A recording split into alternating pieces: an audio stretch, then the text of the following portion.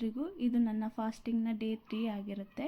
ಬೆಳಗ್ಗೆನೇ ಖಾಲಿ ಹೊಟ್ಟೆನಲ್ಲಿ ಉಗುರು ಬೆಚ್ಚಗಿನ ನೀರನ್ನ ಕುಡಿದ್ಬಿಟ್ಟು ನನ್ನ ಯೋಗ ಮತ್ತು ಸ್ಕಿಪ್ಪಿಂಗ್ನ ಮಾಡಿಬಿಟ್ಟು ಅದಾದ ನಂತರ ಡಿಟಾಕ್ಸ್ನ ತೊಗೊಳ್ತೀನಿ.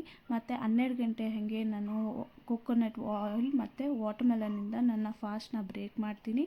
ಅದಾದ ನಂತರ 12:30 ಇಲ್ಲ 1 o'clock ಅರೌಂಡಲ್ಲಿ ನಾನು ಚಿಕ್ಪಿ ರೈಸ್ ಮತ್ತು ಕುಕುಂಬರ್ ಸಲಾಡ್ ತೊಗೊಳ್ತೀನಿ.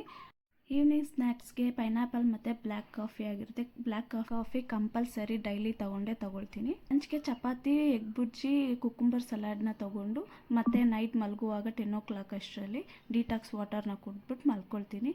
ಇದು ಫಸ್ಟ್ ಟೈಮ್ ನಾನು ವಾಯ್ಸ್ ಓವರ್ ಮಾಡ್ತಾಯಿದ್ದೀನಿ. ಹೇಗಿದೆ ಅಂತ ಹೇಳಿಬಿಟ್ಟು ಕಮೆಂಟ್ ಮಾಡಿ. ಇಷ್ಟು ದಿನ ನಾನು ರೈಟಿಂಗಲ್ಲಿ ಟೆಕ್ಸ್ಟ್ ಮಾಡಿ ಹಾಕ್ತಾಯಿದ್ದೆ. ಎಲ್ಲ ಪರ್ಸ್ನಲಿ ವಾಯ್ಸ್ ಓವರ್ ಮಾಡಿ ಅಂತ ಹೇಳಿ ಸಜೆಷನ್ ಕೊಡ್ತಾಯಿದ್ರು. ಸೊ ನನ್ನ ವಾಯ್ಸ್ ಓವರ್ ಹೇಗಿದೆ ಅಂತ ಕಮೆಂಟ್ ಮಾಡಿ, ಶೇರ್ ಮಾಡಿ, ಲೈಕ್ ಮಾಡಿ, ಸಬ್ಸ್ಕ್ರೈಬ್ ಮಾಡೋದು ಮರಿಬೇಡಿ.